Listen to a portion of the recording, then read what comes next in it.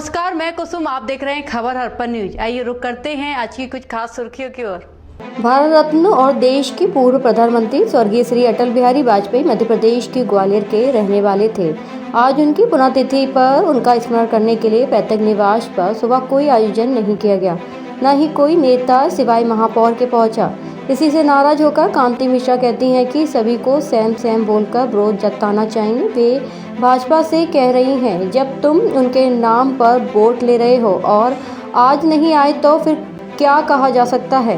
हालांकि हर वर्ष अटल जी की पुण्यतिथि पर भाजपा सुबह के समय श्रद्धांजलि सभा का आयोजन करती रही है, लेकिन इस बार शायद भूल गई है। उनके पैतृक निवास सिंदगी छावनी स्थित कमल सिंह का बाग मोहल्ले में कृष्ण कुंज भवन में एक लाइब्रेरी संचालित होती है। पुण्यतिथि के मौके पर कोई भाजपा जन तो नहीं पहुंचा, लेकिन महापौर शोभा सिकरवार ने अपने पति विधायक सतीश सिकरवार के साथ पहुंचकर ग्वालियर के लाडले सपूत अटल जी को श्रद्धा सुमन अर्पित किए। इस पर अटल जी की भतीजे ने उनका आभार व्यक्त किया। किसी को करते ही नहीं है, वो तो आता है, याद क्या होता है, वो हमारे दिल में है। हमारे पापा, पिताजी, चाचा, सब हमारे बुआएं वगैरह सब दिल में रहती है। 24 घंटे लोग याद कराते हैं। बुआ जी 2018 में जब निधन हुआ था अटल जी का, तो बीजेपी ने एक बड़ा आयोजन किया था, अस्थि कलश में पूरे देश में निकाले थे। आज बीजेपी का कोई आया नहीं, कांग्रेस के महापौर सब जरूर आए हैं। देखिए, इसमें राजनीतिक है और मैं ये कहती हूँ कि सेम सेम उन्हें करना चाहिए अपन को, कि सेम सेम बस। जब तुम उनके नाम पे वोट ले रहे हो कमल का और तुम आज नहीं आए तो उनके लिए क्या बोले। वोट ले रहे थे, लेकिन वोट ले गए थे, बस वोट ले ही गए होंगे सभी ने। कमल तो सभी का प्यारा है। हम उनके सामने भी कह सकते हैं कि हम उन्हें नहीं दिए हैं, सब दिए हैं बेटे। आज क्या माना जाए कि जो जिस पार्टी के लिए उन्होंने सब कुछ न्यौछावर कर दिया। अब ये देखिए, ये मैं राजनीतिक नहीं जानती, मैं तो अपने घरेलू चीज़ें पूछो तो मैं बता सकती हूँ, बस जो बात है। लेकिन बुआ जी दुख तो है कि आज अटल जी को उन्हीं की पार्टी के लोग भूल गए और कांग्रेस के आए थे देखने। ये देखो, ये उनकी महानता है कांग्रेस वालों की, बस। और हमारे पौर जी को जो जीत के आई हैं, वो महापौर उन्हें जो याद कर रहे हैं, तो उनके लिए हम उनको धन्यवाद देते हैं, बस। उसके बाद हम कुछ नहीं करेंगे।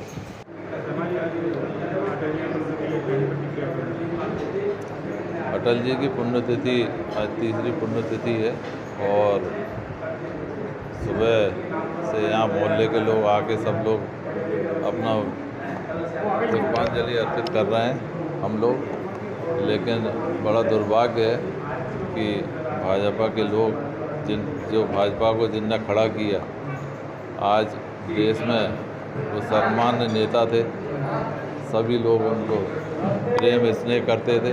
ऐसे व्यक्तित्व के धनी अटल जी को आज भाजपा के लोग भूल गए और उनकी पुण्यतिथि पर भी यहाँ आना उचित नहीं समझा। ये बड़ा दुर्भाग्य है। अटल जी के परिजन ने भी आपत्ति जताई है। जैसे आप किस रूप में देखते हैं, राजनीति में ये अब आम बात हो गई है कि अपने ये राजनीति से हटके सोचना चाहिए, क्योंकि भाजपा को खड़ा करने में उनका बहुत बड़ा योगदान है अटल जी का, और ये बात भाजपा को नहीं भूलना चाहिए। अगर भूल रही है तो निश्चित रूप से हम मानते हैं कि वो पतन की ओर जा रही है। महापौर जी, आज अटल जी का पुण्यतिथि है, आपका पहला प्रतिक्रिया क्या है? मैं पूर्व प्रधानमंत्री स्वर्गीय अटल बिहारी वाजपेयी की पुण्यतिथि पर विनम्र श्रद्धांजलि अर्पित करने आई और उन्होंने उनके चरणों में मैंने पुष्प अर्पित करके उन्हें सच्चे दिल से श्रद्धांजलि अर्पित की। स्थानीय लोगों ने नाराजगी है कि आज यहाँ कोई व्यवस्था नहीं थी, यहाँ तक कि अटल जी के परिजन भी इस पर नाराजगी जताते हैं।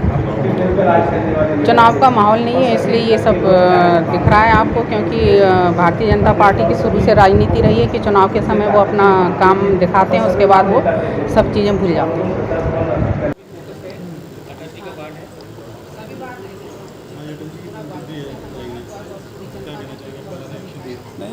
दो अटल जी हमारे सबके सर्वमान्य नेता थे और सभी ग्वालियर के जो भी नागरिक हैं, ग्वालियर के जो भी निवासी हैं, वो माननीय अटल बिहारी वाजपेयी को अपने हृदय से उनको चाहते हैं।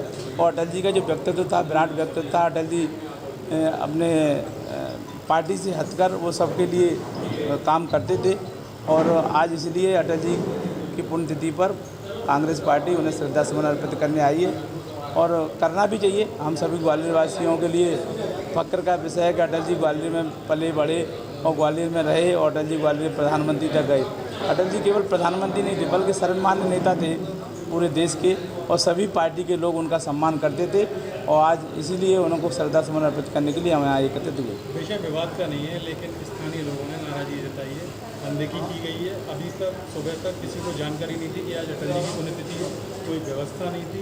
इस पर आप देखो, निश्चित रूप से नाराज़गी का सवाल होता है कि जिनके कंधे पे बैठ के भारतीय जनता पार्टी पल बढ़ के इतनी बड़ी हुई, आज वो लोग अटल जी को भूल गए हैं, तो निश्चित रूप से अब उनका आने वाले समय में पतन होने वाला है।